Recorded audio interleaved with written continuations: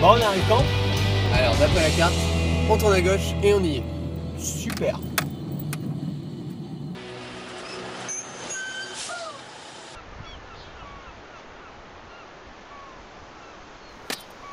Ah bah bravo, tu voulais faire du ski nautique, c'est ça? Je t'avais dit qu'on aurait dû utiliser un GPS. Non mais c'est toi qui sais pas lire une carte aussi, regarde, tu la tiens à l'envers depuis le début. Puis c'est pas des boîtes de conserve en orbite qui vont m'expliquer où aller. Des boîtes de conserve, non mais franchement. Et vous? Vous savez comment ça marche, un GPS?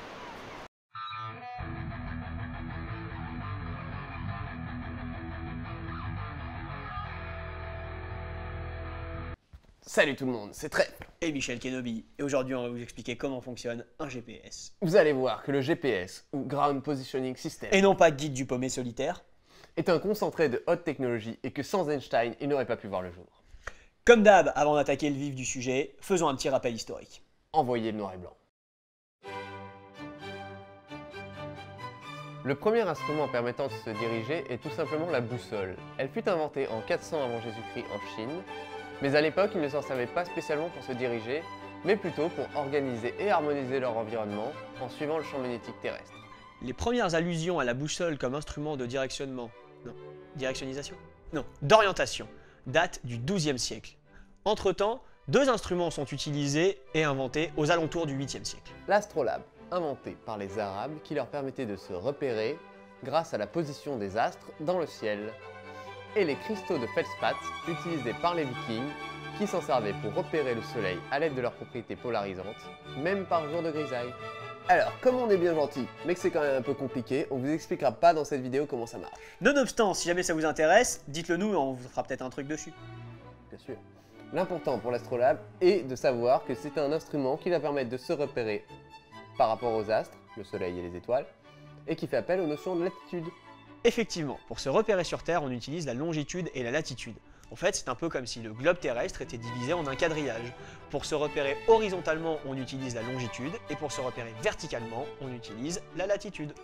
D'ailleurs, en parlant de se repérer grâce aux étoiles, l'octant fut inventé quelques siècles plus tard par John Hadley et Thomas Godfrey.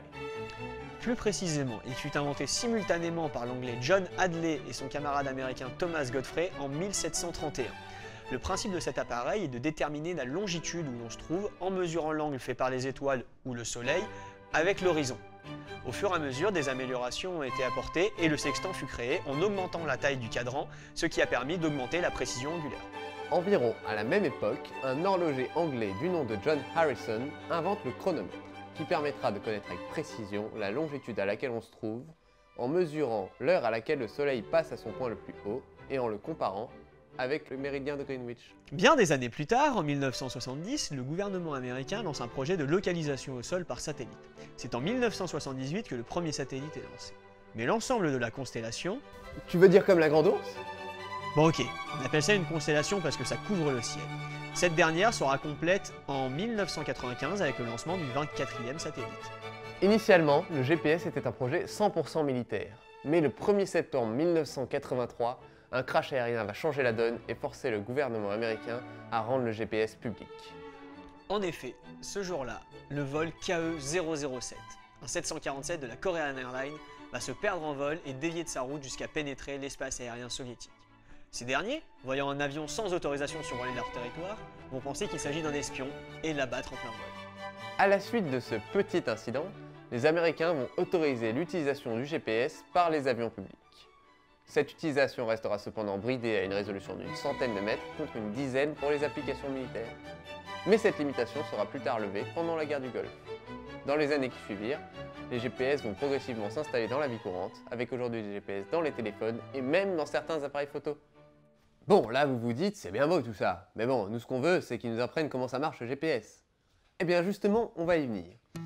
Le GPS utilise différents principes physiques, comme la relativité générale, La physique quantique et ondulatoire, le traitement du signal, la géométrie. D'abord, voyons comment votre récepteur GPS se sert des règles de la géométrie pour vous localiser. Il faut savoir que votre récepteur a juste besoin de connaître la distance qui vous sépare des 3 satellites. Cette méthode s'appelle la triangulation.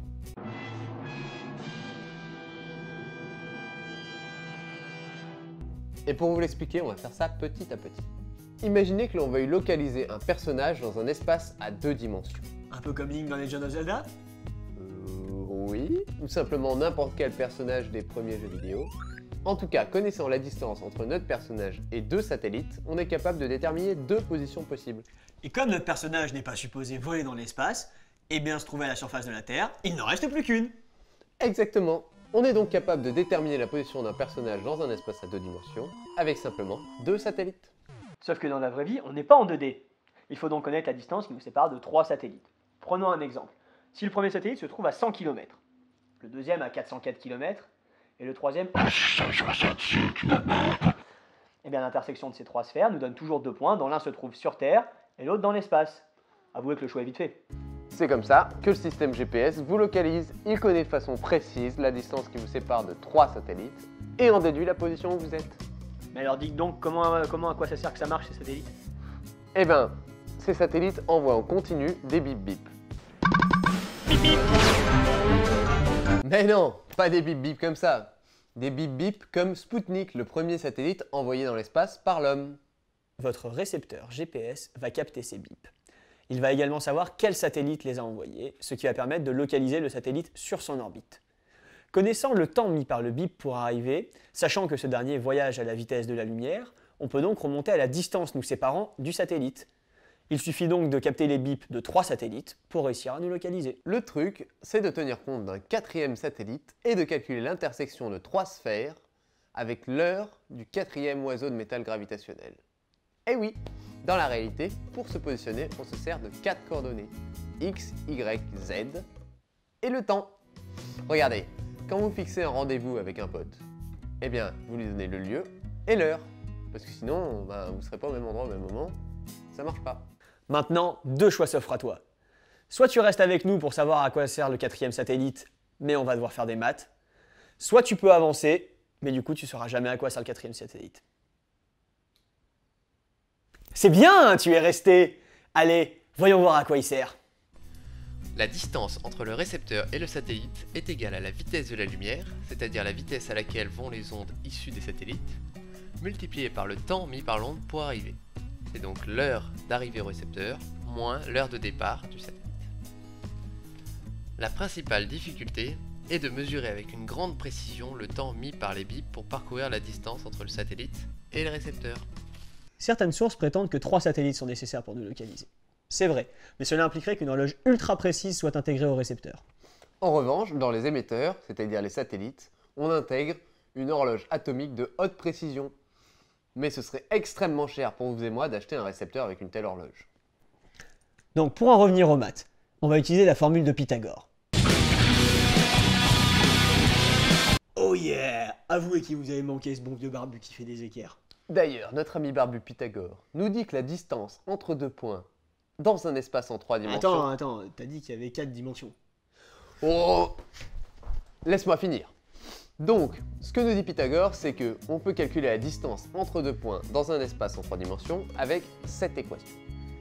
En revanche, on ne connaît pas la position du récepteur, x0, y0 et z0. Mais on connaît la position de chaque satellite. Ouais, donc là, il y a encore plus d'inconnus que tout à l'heure. C'est le bordel. Oui, mais là, il n'y a que 3 satellites. Ok... Ah mais du coup, si je rajoute le 4e satellite, bim, on a 4 équations, 4 inconnus. Je l'ai tanné, trop facile ce jeu, on sait où on est. Allez, pizza. Allez. Le GPS va donc nous fournir la position du récepteur, mais aussi l'heure exacte en prime. Le problème dans notre explication, c'est qu'il faut connaître de manière exacte l'heure. En effet, une erreur d'une nanoseconde correspondrait à une erreur de position d'environ 30 cm. Et une nanoseconde, c'est pas beaucoup. Et c'est là que notre ami Bébert, oui, parce que Albert Einstein est évidemment notre ami, entre en jeu, même s'il est mort. Effectivement, car en voulant mesurer le temps de façon si précise, on entre dans un domaine qui fait peur. La physique relativiste. Tout commence par une constatation faite par les scientifiques. Quel que soit l'endroit où on se trouve et la vitesse à laquelle on se déplace, on trouve toujours très exactement la même vitesse de la lumière. 299 792 458 mètres par seconde dans le vide. Ça n'a l'air de rien dit comme ça. Mais imaginons que vous êtes dans votre voiture, les feux sont allumés, vous êtes à l'arrêt, tout est normal. Si vous décidez de mesurer la vitesse de la lumière qui quitte votre véhicule, Que vous fassiez la mesure depuis l'intérieur de la voiture ou depuis l'extérieur, vous trouverez la même valeur, à savoir 299 792 458 mètres par seconde. En revanche, ça devient un peu plus étrange si votre voiture est en déplacement. Imaginez que vous rouliez à 30 km/h. Soit 8,3 mètres par seconde. Et que vous vouliez mesurer donc, comme tout à l'heure, la vitesse à laquelle la lumière quitte vos phares. Si vous le faites depuis l'intérieur de votre voiture, vous allez trouver quelque chose de tout à fait normal. 299 792 458 mètres par seconde. En revanche, pour un observateur extérieur, on s'attend à trouver cette vitesse plus la vitesse de la voiture. Malheureusement, pourquoi j'ai malheureusement, on s'en fout en fait, mais ce n'est pas le cas. On va trouver la même vitesse que depuis l'intérieur de la voiture, quelle que soit la vitesse à laquelle elle se déplace. Donc que vous vous déplaciez extrêmement vite, Ou pas du tout, que vous soyez à 90% de la vitesse de la lumière, ou complètement arrêté. eh bien vous verrez toujours la lumière venir vers vous et repartir avec la même vitesse, 299 792 458 mètres par seconde. La seule explication à ce phénomène est que l'écoulement du temps est relatif à la vitesse à laquelle vous vous déplacez. Ceci peut donner lieu à des situations surprenantes. Prenez deux jumeaux et imaginez que l'on soit capable d'envoyer un vaisseau spatial jusqu'à l'étoile la plus proche de nous, Proxima du Centaure, qui se trouve à environ 4 années-lumière. Eh bien, si le vaisseau quitte la Terre et accélère de façon constante sur la première moitié du trajet, puis qu'il décélère de la même façon jusqu'à arriver à Proxima du Centaure, puis que le vaisseau revient vers la Terre de la même manière, Si l'on met un des deux jumeaux dans le vaisseau et que l'autre reste sur Terre, alors, au moment où celui qui est parti revient, il aura 9,6 ans de moins que celui qui est resté sur Terre. Pas banal pour des jumeaux. ce qu'il faut retenir, c'est que plus on se déplace vite, moins le temps passe. Bon, vous inquiétez pas, en tant qu'être humain, on ne ressent pas trop ces effets. Pourquoi? Parce que les vitesses auxquelles nous nous déplaçons restent infiniment faibles par rapport à la vitesse de la lumière. Et oui, même si on se déplace dans la 380. Il existe un autre phénomène pouvant influer sur la dilatation du temps, la gravité. En effet, la relativité générale nous explique que plus un corps est massif, plus il va déformer l'espace-temps autour de lui. Et plus on est proche de ce corps, plus l'effet se fait sentir. En gros, le temps passe plus lentement si on se trouve sur Terre qu'en orbite à 20 000 km. Parce que la gravité y est moins forte. Pour en revenir à notre GPS, étant donné que l'on veut mesurer le temps d'une façon extrêmement précise, il est donc primordial de prendre en compte les effets de la relativité générale sur les satellites du GPS. Pour l'anecdote, en 1978, lors du lancement du premier satellite, les Américains étaient plutôt sceptiques quant aux théories sur la relativité. Ils ont donc programmé l'option de la prendre en compte ou non, mais ils ne l'ont pas activée tout de suite. Au bout de 20 jours de fonctionnement du système, ils se sont rendus compte que, en plus d'être présents, les effets relativistes correspondaient exactement à ce qui était prévu par la théorie. Et ils ont donc activé les systèmes de compensation de la dilatation du temps. Le GPS a donc permis de valider l'un des principes sur lesquels il repose, à savoir la relativité générale. Merci Albert. Bon, d'accord, il est possible que quelqu'un d'autre ait découvert ce phénomène même si Albert Einstein n'avait pas existé. Mais il faut quand même reconnaître qu'il était fort cet Albert. Donc pour résumer, le GPS est un système américain de 24 satellites en orbite à 20 200 km d'altitude. Tous ces satellites se servent de la distance entre vous et 4 d'entre eux pour vous positionner dans l'espace et le temps. Et pour s'assurer de la précision de cette mesure, il est indispensable de prendre en compte les effets de la relativité générale. Sachez d'ailleurs que pour ne plus dépendre des États-Unis, l'Europe est en train de développer son propre système appelé Galileo. Oui, plus ou moins rapidement, effectivement. Mais si vous voulez plus d'informations, le lien se trouve dans la description. Donc, grâce à Albert, les missiles américains touchent leur cible et non des innocents. Sacré Albert, tu n'arrêteras donc jamais de sauver des vies. Cet épisode est donc terminé. C'est l'occasion pour nous de vous annoncer notre venue à Geekopolis, Paris Expo Porte de Versailles le 23 et 24 mai 2015. N'hésitez pas à passer nous voir, nous serons sur le stand Vidéosciences avec les autres vidéastes du collectif. Nous viendrons en train cette fois-ci, parce que déjà on arrivera moins vieux que si on était venu en voiture, puis de toute façon il sait pas s'orienter. Donc... Bon, en tout cas, si la vidéo vous a plu, abonnez-vous en cliquant juste ici et partagez-la un maximum. N'hésitez pas à cliquer sur le pouce de votre choix au passage. Si jamais il y a des sujets que vous vouliez que nous traitions, n'hésitez pas à nous le dire sur Facebook, sur Twitter, Ou même dans les commentaires. Allez, à la prochaine!